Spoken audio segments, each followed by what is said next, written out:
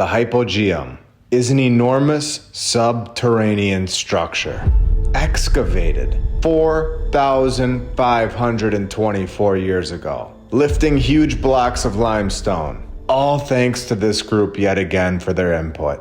And I thought that we had covered most of this topic, but I kept digging, and we are not even close. Today, we are going back for more. For anyone new, we are speaking about the hypogeum, located in Malta, more specifically, in the town of Paola, where they found this underground temple in 1902, discovering it while constructing houses, blocking the public, all of us, from the area for nearly a decade, where they found 7,000 elongated skulls, destroying most of them, and then hiding the remaining ones from the public. And we have shown all of this. Now today, I wanted to go back because there are things that blew my mind right here in episode 97. One of the most striking characteristics of this location is that some of the chambers appear to have been cut in imitation of the architecture of the above ground megalithic temples,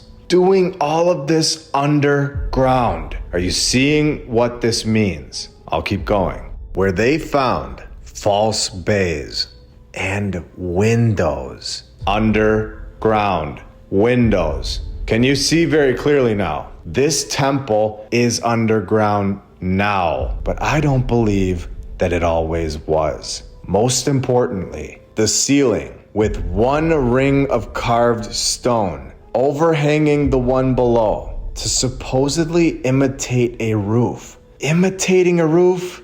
Or was this just a roof? Was this a temple just on the ground level when it was constructed with the event that we've talked about so many times, burying it, and in doing so, killing the 7,000 plus individuals inside? Is the previous civilization, just like we found here, buried under our feet right now, all over the world, and we have yet to find it? And to prove our point here, the mainstream thinks this was some sort of burial ritual, saying that it appears that the bodies were probably left exposed until the flesh had decomposed and fallen off, when in reality, these individuals were most likely killed on the spot from the event that took place. And if there were any that didn't die immediately, they would have been trapped underground.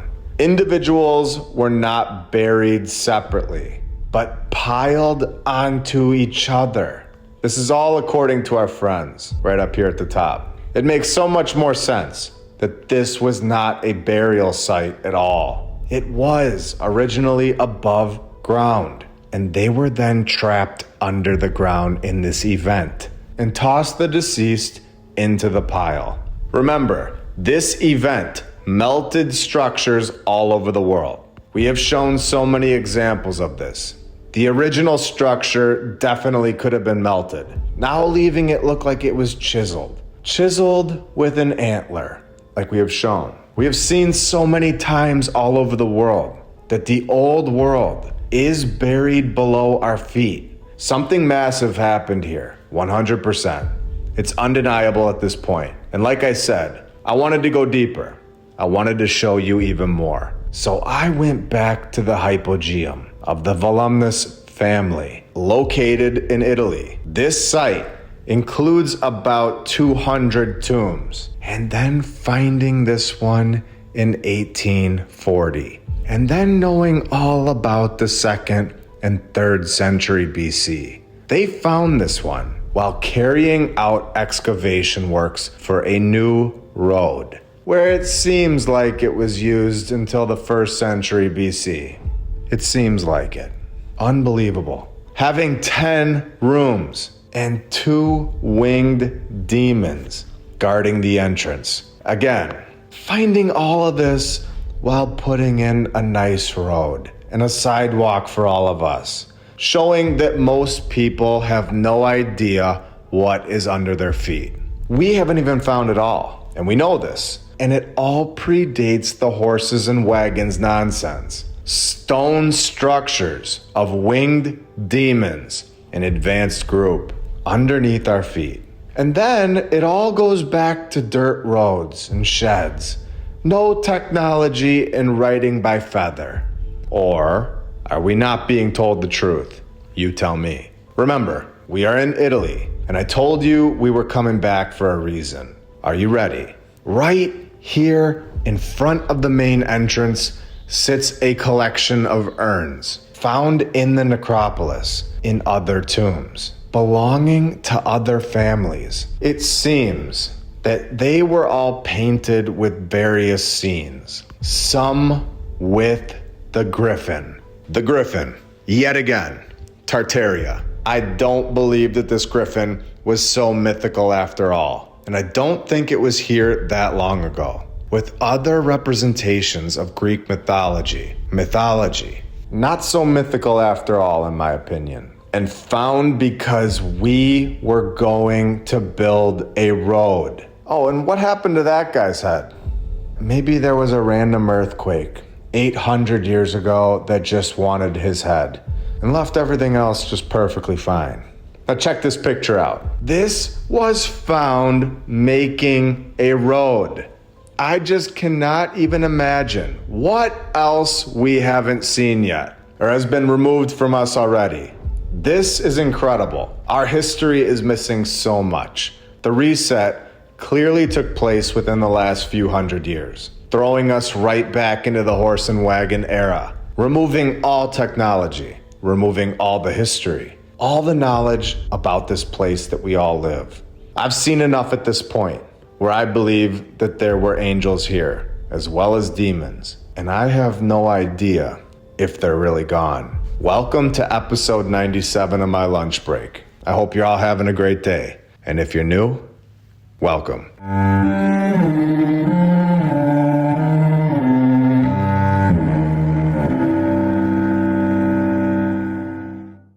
Natural disasters are the new reality. From the Maui fires to Hurricane Helena, we are seeing catastrophic disasters take out entire towns in just 24 hours with minimal warning, resulting in lack of basic resources. I get it. We are all wired to think it won't happen here. And then in a blink, you're in survival mode. Being prepared in advance is your best defense against the unexpected. And clearly we can't rely on our government. The wellness company's emergency kits completely remove the gatekeeper and subside panic by providing you with a personal mini pharmacy in the convenience of your own home. Bacterial infections, staph, bite wounds, UTIs, strep throat, respiratory illnesses. You no longer have to be at the mercy of someone else to help you. You keep a fire extinguisher handy in case of a fire, right? It's probably a good idea to have basic medicines in a safe place in the event that you need them. Same mindset, different product. Getting an emergency kit is fully digital, all from the convenience of your own couch. You fill out an intake form, a pharmacist reviews and approves it, then you receive the kit in 2 weeks. The medical board approved guidebook crafted by Dr. Peter McCullough tells you exactly what to do. This is preparedness simplified. Invest in your family's self-managed insurance plan. Use code MLB and save $30 plus free shipping for U.S. residents only, and get your kit today. And I want to thank all of our sponsors over on Patreon. Thank you to FlatEarthDave.com. You can check out his app, the Flat Earth, Sun, Moon, and Zodiac app. I'll put the link right in the description. And you can use my referral code, MLB. If you click the Tartaria button, you'll see the My Lunch Break playlist right here. The app is awesome.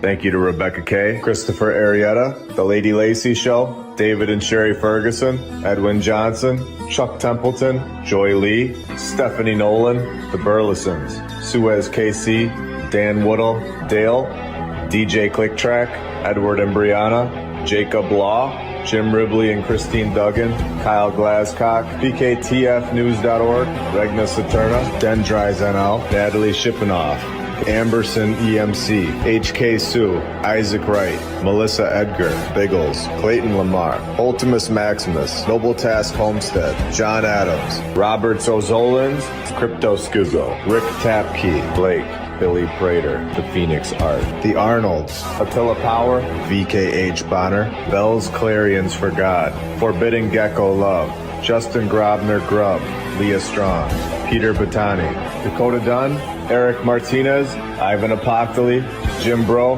Edwin Rice, Helmut, Charles Kruger, EggardT-shirts.com, Meta, Jason Hochberg, Marie C, ValleyMedicinals.com, Kyle Logan, Alina and Chris the IT Guy, Ron Mower, David and Irene, Michael Dingyu, Patriot Armory, Tom O'Hara, Michael D. Connor, William Royal, C3SCOB, Ancient Tallow, Jeffrey Temple, SonyaDane.com, James Alt, Bucksui, Jason Prest, Suki Warrior, We the People, Migs, Miss Rex's Murphy, Mark Chapman, Muji and DeClan, Ariana Oates, Jenica Joyce, Nathan Burba, Ski, Codrenth, The Sovereign, Beacon of Truth, Liberty's Arborist, Thomas Thorpe Peterson, Zinger Coffee and Tea, Natasha C, K Moore, DevlinMcGregor.com, Don Gaston, Miss Fox, Diamond Jewel, David Rauschenbach, Emily Maryland, Felipe, Curious Cat, Mike D,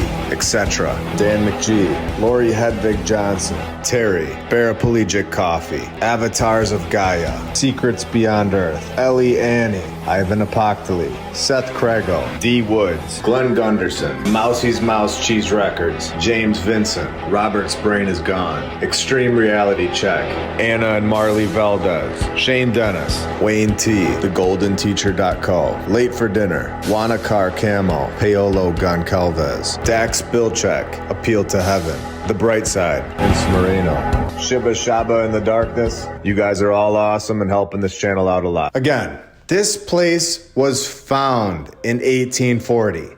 This is the timeline that we have talked about so many times. Our current civilization, all of us, starting back in the 1800s. We have episode 10 and 38 that show everything that's been given back to us within these last few hundred years. Who lived here before we all got here? It's crazy to look at the depictions of the past. If they didn't put it all in stone, we would have no idea what used to be here. Because we're definitely not told about these things, about demons or angels being involved with humans. And we all know that that story was removed from the book. The narrative that demons and angels were involved with the humans, this narrative is folklore, supposedly. Yet, we see the angels and we see the demons intertwined into the buildings, right into the stone, into the stories that are being depicted on these buildings within the stone art in every single continent. Clearly, this was the civilization that constructed the old world palaces. This one on the bottom right looks like he has a tool in his hand, having huge hands for being so small. Same with the other one on the left. But it's all just art, of course. We get a good look at the whole room right here. And see where they found these. It's right when you walk in. And I wouldn't be shocked if they are guarding something behind that wall. And let's be honest, we all know that we're not seeing everything that was originally down there before they found it. Things were removed. We all know this now. Should I prove it? Well, right here, we can see that there were items in here. And this is today. Could you even imagine 100 years ago, this place that we all live was probably a free-for-all. So today we get this photo. The chains are up. We have a bunch of items here all over the floor. Then flipping to this photo, it's all gone. Even the thing on the wall is changed. The other one is just removed. So we know that whatever was down here in 1839, a year before they found it, unfortunately, it is not here anymore. And let's just be honest, it's shocking that they left anything at all. If they would have just taken all of these statues out, we probably wouldn't suspect a thing. All found underground while making a road in Italy. Absolutely incredible stuff. And look where this place is located. If you were just driving past, you would have no idea that this is in there. Look at this. It honestly looks like they want it to be hidden. It's so weird. If you were walking past this place, never done any research, you would have no clue that this is inside. It's crazy. Just knowing that. Could you imagine what is underneath all these people's houses? Or at least what was. Surely there are tunnels. And I bet people go to this musical academy today and have no clue that this is right next to them. We have a bar right here to the right, and I bet none of them know what's inside the building to the left. An incredible operation worldwide to suppress our true history. I'm glad thousands of us know about this place now. Let's go to Syria. Staying with the hypogeum topic, because this one is just insane. The hypogeum of Yarhe, where the underground tomb was supposedly built in 108 AD, not 107 and not 109. Can you believe this nonsense? I need everybody to understand that they are not pinning down the date of 108 AD. It's not happening. And they go on to say that this underground tomb was originally located in the Palmyra's Valley of the Tombs before being excavated and restored, destroyed. The underground tomb was then moved to Damascus in 1935 and was then moved again and placed in its National Museum. Can you even imagine what we are not being shown? This is insane. Moving things around in 1935 and later placing it somewhere else. And you can see here with the AI ChatGPT that they are influencing it. If you didn't know the truth, they are trying to change this narrative. I asked when it was found, and the AI says it was found in 1983. So I replied that I thought it was moved to Damascus in 1935, like we were told. The AI replies, "You're correct. It was indeed moved to Damascus in 1935. Here's the correct information for you." Can you believe this? Overriding the truth. Why are they so against telling us the truth? Over and over. Hiding that they moved it. Can you believe that we have to correct the AI? Very clearly, a human entered that information in there about this story. So I said, what year was it found? Because it does not want to answer this question. Finally giving us the answer after backing it into a corner and pulling its teeth. It was found in 1933. And they did not want to tell us this. Because once you know that it was found in 1933, you know that they moved it in 1935 to Damascus, just 2 years later. So finding this and then moving it 2 years later. So what else did they find in Palmyra? What was wrong with the first location? Why did it need to be moved so fast? 150 miles away. Remember, this thing was just fine for centuries. This is according to them, their narrative. So what I want to know is, why did they need to move it? The decision to move it to Damascus in 1935 was driven by the need to protect and preserve it. Can you believe this? So we are clearly not going to be told the truth here. The carvings were vulnerable due to the exposure of the elements, the temperature fluctuations, a bunch of lies, since they just told us that this thing was there from the year 108 on the dot. Moving it to Damascus in 1935 made it more accessible to scholars, historians, and archaeologists. Oh, the poor archaeologists. They can't get in their car and go see the historic site, so they just needed it moved closer to their apartment. It's embarrassing. This narrative is a joke, and this statue right here in the middle, he also got his head chopped off. Now that we know they are hiding something massive about this, now I'm going to go back to the original site and investigate what is going on there in Palmyra, Syria, because we know that something is off now. All right, this is the site today. Palmyra, Syria. You are now being exposed to the world. Let's have some fun. These episodes are possible thanks to all of our badge members, all of our Patreons, and every single subscriber, and everybody who likes the episodes. You are all the reason that we are able to expose this information to the world every single week. Without you all, these episodes would not happen. I'm very thankful for all of your support. We are also on Rumble, X, Instagram, TikTok, Rockfin, and Spotify. Palmyra, meaning the city of palm trees.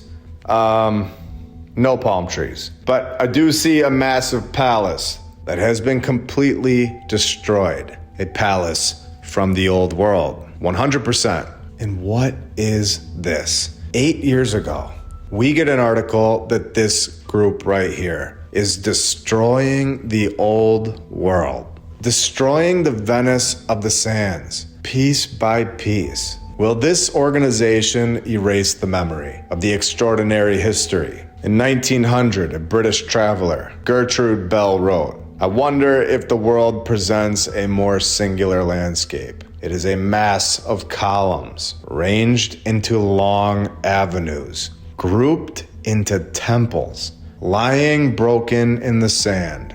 Beyond them is the immense Temple of Baal." More destroyed heads right here.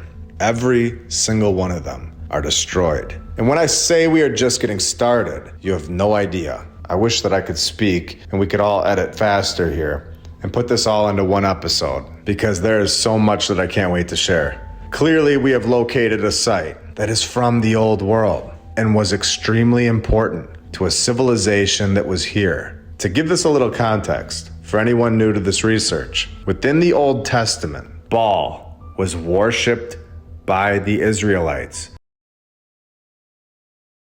Worshipping Baal was seen as a major threat to the worship of Yahweh, the God of Israel. This text gets really deep. I won't be reading it all, but you can see a lot of it. The worship of Baal is often associated with moral corruption. The biblical authors depict Baal worship as leading the Israelites into practices that are contrary to the laws and moral expectations set by Yahweh, including rituals of these two things. With Jeremiah 19:5 stating that the Israelites are condemned for building high places to Baal and burning this as offerings. Now, let's get back to this location. What was going on here? What was going on in Syria before we all got here? What was going on at the Temple of Baal? A photo from 2009. Again, all of the faces removed over and over, everywhere in the world. In the background here, we have a structure that has been completely melted, in my opinion. So knowing what we know about this location now, let's go further. The temple was built on a tell. Do we all understand what that means? A tell is an archaeological term referring to a mound or hill that forms from centuries of human settlement over time as people build and rebuild in the same area. Each new layer of construction builds on top of the old. When a temple is built on a tell, it means that the temple is constructed on top of this layered mound of the past civilizations. Can you even believe what we just read? The Temple of Baal is constructed on top of a previous civilization's work, a tell. There is 100% more beneath this temple, and we now know that. This temple that we just saw was most likely not used for positive things, was then converted into a Christian church in 1132. They just couldn't help it. They had to pick the place that had crazy things going on, including sacrifices and rituals. Couldn't they have picked a different place? No, they couldn't. The 1920s comes around, and they cleared the temple grounds of all of its post-classical elements. They destroyed it. Clearly something happened here in this location. Advanced technology 100%. Advanced construction. And I have no idea whether this previous civilization that was here was a great bunch. I don't know if they were great beings with great morals, but what I do know is that we are not being told the truth about them. And we also know that they could easily construct palaces. And it was not with a hammer and chisel, and they were not riding around on horses. The previous civilization had all of the technology that we see today, and so much more. We are being given some of this technology back slowly, and we know this now. Now I'm gonna take this to Google Earth and show you this area. Look at all these columns, all the way down this road. We get the amphitheater, hammers and chisels, of course. Donkey riding cowboys of the past. No. It's like an old world city here. They have palaces all over the place, like some sort of resort or something. And they have a stage where who knows what took place right here. Then, well, just based on what we read, I think we kind of know. Then we have another destroyed structure here. This place is completely destroyed. Stone all over the place. Again, look at this road. The whole thing is filled with columns. Did any one of us learn about this place in our history classes? No? Why not? I think we all know why. Spinning the camera around so we can see it, look at this. With arches and everything. More columns over here. Another palace in the background. And then, of course, the Temple of Baal.